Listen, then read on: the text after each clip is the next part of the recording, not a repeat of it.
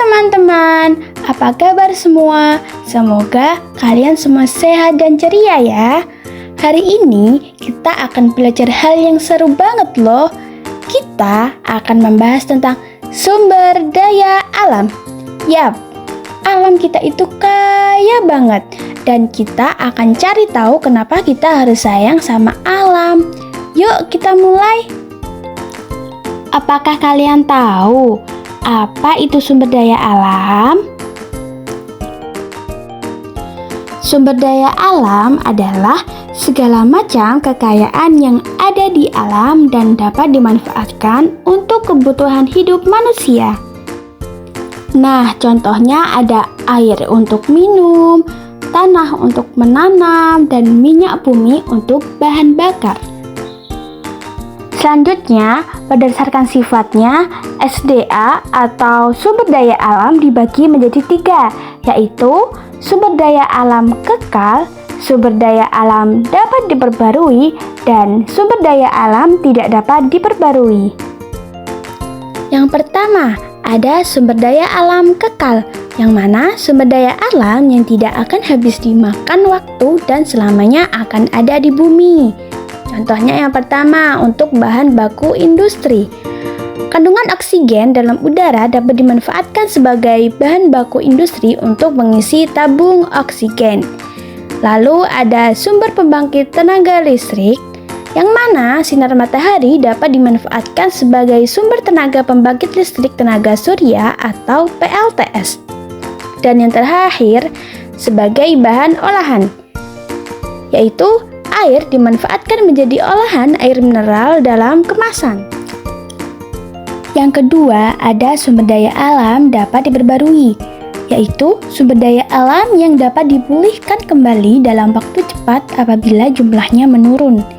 Contohnya yang pertama ada bahan pangan, yaitu ayam menjadi ayam goreng dan kedelai menjadi tempe.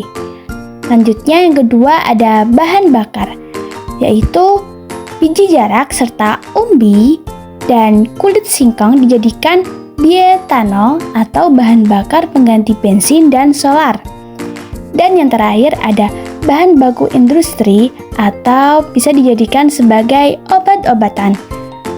Biji pala sebagai gangguan ginjal, jahe untuk meredakan batuk.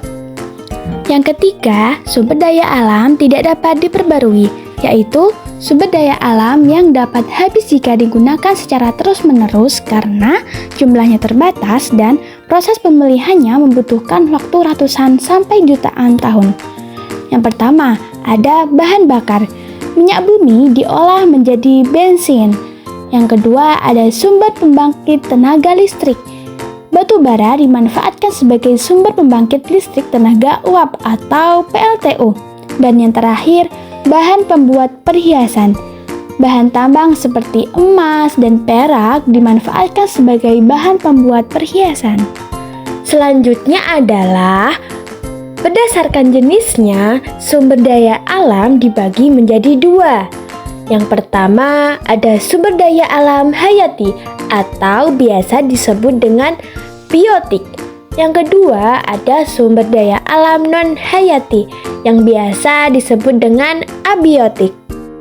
Nah, sumber daya alam hayati itu berasal dari makhluk hidup, yaitu manusia, hewan, dan tumbuhan. Sedangkan sumber daya alam non-hayati itu bukan berasal dari makhluk hidup, yang mana contohnya yaitu ada air, udara, logam, dan lain-lain. Tapi, kalau kita tidak hati-hati dalam memakai sumber daya alam, bisa bahaya loh.